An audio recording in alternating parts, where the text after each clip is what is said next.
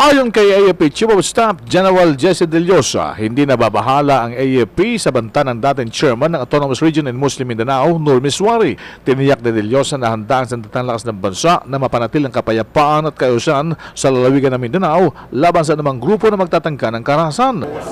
Kung meron mang threat sa atin, kayang-kaya naman niyang neutralize ng Armed Forces of the Philippines.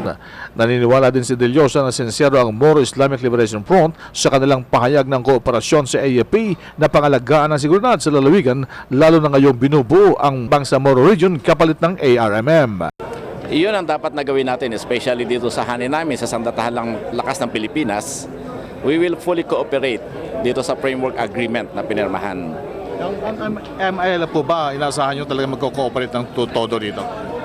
Meron namang pinirmahan na kasunduan and we are expecting that they will fully cooperate. Ganun din ang gagawin namin. Dagdag pa ni De Llosa na taliwas sa mga sinasabi ni Miswari, wala nitong suportang nakukuha sa ground. Kine-claim lang niya yon, pero actually sa ground hindi naman siguro. Kine-claim lang niya yon na meron siyang ganong karaming pwersa.